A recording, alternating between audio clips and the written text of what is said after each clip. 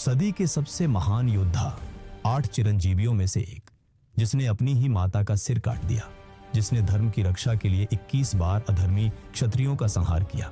भगवान विष्णु के दशावतारों में से छठा अवतार भगवान परशुराम। इन्हीं ने तैयार किए भीष्म, कर्ण और द्रोणाचार्य जैसे महायोद्धा। आज भी वे प्रतीक्षा कर रहे हैं उस अंतिम युद्ध की घड़ी की, जब वे भगवान कल्कि को युद्ध की कला सिखाएंगे। तो चलिए जानते हैं उस दिव्य अवतार की कहानी, जो ब्राह्मण भी था और योद्धा भी। एक महान अर्षि। एक दिन वे गाधी राजा के भव्य दरबार पहुंचे। चारों तरफ स्वर्णिमा आभा, राजसी वैभव, और उसी क्षण उनकी नजर पड़ी राजा की कन्या सत्यवती पर।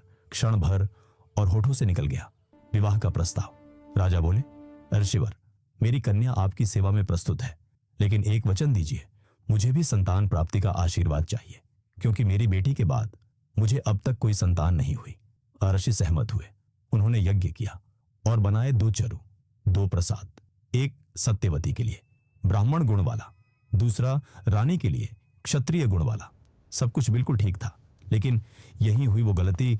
रानी को शंका हुई, शायद श्रेष्ठ प्रसाद सत्यवती को दिया गया है, और उसने दोनों प्रसाद बदल दिए। बस यहीं से कहानी बदल गई। अब सत्यवती ने ग्रहण किया क्षत्रिय गुण वाला प्रसाद और रानी ने ब्राह्मण गुण वाला। जब आर्षि अर्चिक को यह पता चला, उन्होंने गहरी आवाज में कहा, अब यह विधि का विधान है, सत्यवती के गर्भ से जन्म लेगा एक क्षत्रिय तेजस्वी पुत्र। यह सुनते ही सत्यवती घबरा गई।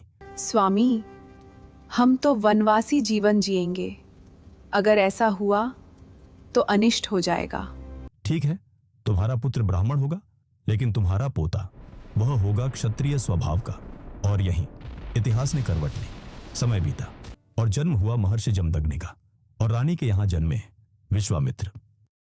लेकिन जैसे ही त्रेता युग शुरू हुआ, सत्ता का अंधकार फैलने लगा। जो धर्म के रक्षक थे, अब वही धर्म के सबसे बड़े शत्रु बन चुके थे। तब महर्षियों और ब्रह्मर्षियों ने सभा बुलाई। सप्तर्षियों ने साक्षात ब्रह्मा से प्रार्थना की, हे सृष्टिकर्ता, अब धर्म को बचाने के लिए पालनकर्ता को अवतरित होना होगा। इस बार मैं स्वयं जन्मा, एक महान तपस्वी के घर, महर्षि जमदग्नि के आश्रम में। रेवा नदी यानी आज की नर्मदा नदी के किनारे एक शांत और दिव्य आश्रम था, जहां आज भी सत्ययुग की शांति महसूस होती थी।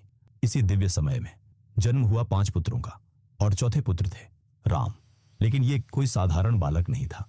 एक ओर वेदों का ज्ञान, दूसरी ओर युद्ध की अद्भुत क्षमता, धनुष, गदा, तलवार, हर कला में निपुण। माता से मिला संयम, पिता से मिला ब्रह्म ज्ञान, और यही संगम बना उन्हें ब्रह्म तेज और क्षात्र बल का दुर्लभ रूप। लेकिन उनकी आत्मा कुछ और चाहती थी, कुछ बड़ा, कुछ दिव्य। और एक दिन राम निकल पड़े हिमालय की ओर तपस्या करने। दिन बीते, रातें बीती, ठंड, भूख, अकेलापन, लेकिन राम नहीं डिगे। बस एक ही नाम, ओम नमः शिवाय। उनकी तपस्या इतनी गहरी थी कि स्वयं भगवान शिव को प्रकट होना पड़ा। दिव्य प्रकाश के बीच महादेव सामने थे। वत्स, प्रसन्न हूं मैं तुमसे। परशुराम, यह परशु तुम्हें सौंपता हूं। धन्यवाद महादेव, इसका उपयोग सत्य की रक्षा के लिए करो। मैं शपथ लेता हूं।